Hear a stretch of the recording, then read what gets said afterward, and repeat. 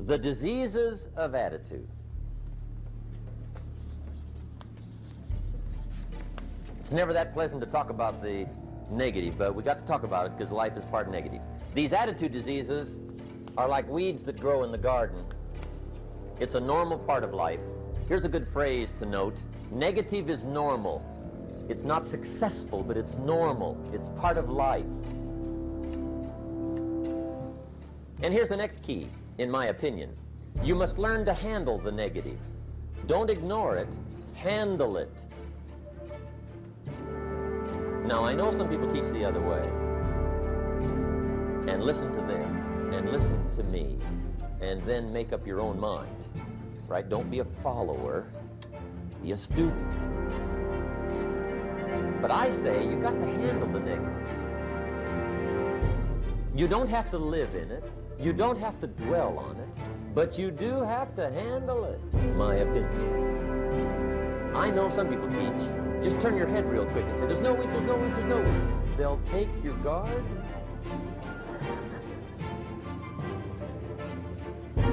So you've got to handle the negative. Here's what part of it is. It's called the Great War Between Good and Evil.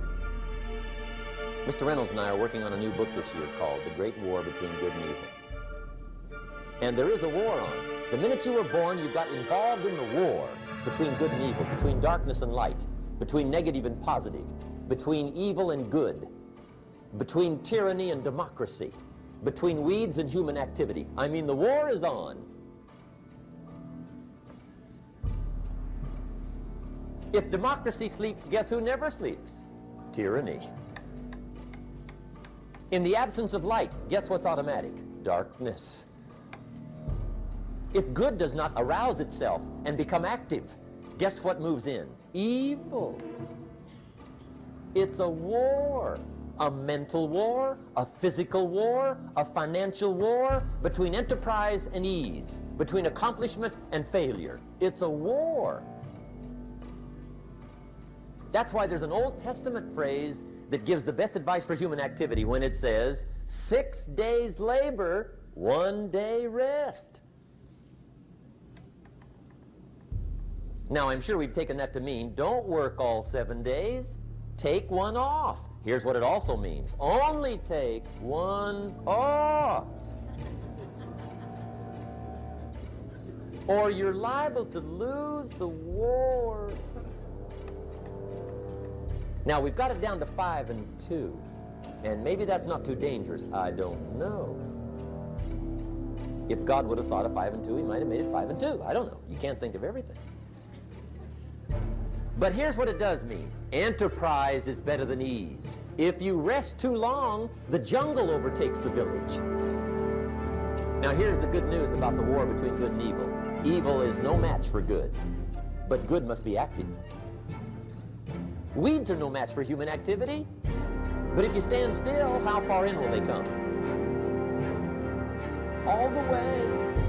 They'll grow right up around your shoes.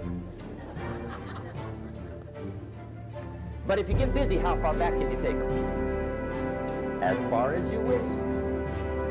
They're no match, but you must be active. That's why the 6 and 1. Make sure you're not losing the war by taking off. Guess what the average years are after retirement? 6. 6. Which means don't retire. Your chances are too slim. Okay. The war between good and evil, the weeds. You got to make sure you recognize the negative, handle it, deal with it, and then go on. Let's make a list of the diseases of attitude that can wreck all your chances to do well. One of the words that destroys everything is called neglect. Neglect.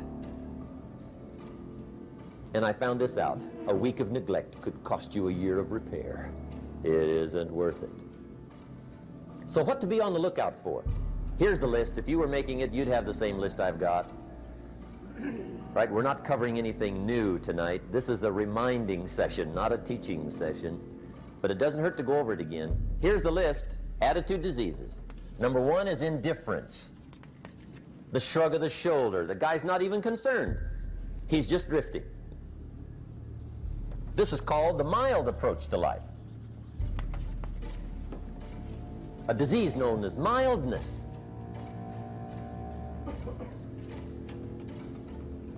The guy says, well, I can't see getting all that worked up. Well, to be any kind of winner, you gotta get worked up. There's one problem with drift. You cannot drift to the top of the mountain. And the good Lord said in the closing chapters of the Bible, here's the best way to live, one way or the other. That's best.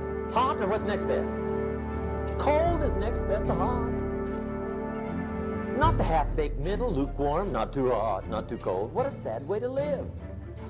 I think what it means is pick a direction and go with everything you got. Just pick one and go. Somebody says, yeah, but what if it's the wrong direction? You'll find out quicker. It won't take you 25 years to wake up and say, oh no, I've been walking the wrong road. I told my staff the other day, next best to prosperity is adversity. If one doesn't hit you, pray for the other. We all do better for one of two reasons, inspiration or desperation. And I don't wish anything bad on you tonight, but if you're not inspired, I hope a wagon comes down your rut.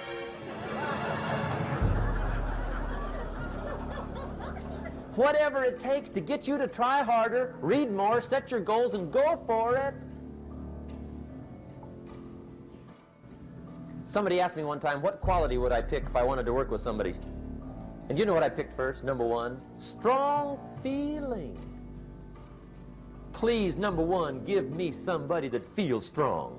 About most anything, I don't even care. Just so they believe it. Even if they disagree with me. Wonderful. Just so they disagree vigorously. I'm not saying it's easy to win those kind of people to your point of view, but I'd rather do that than to try to resurrect people from the dead. Pump them up every month, pump them up, pump them up. I pass.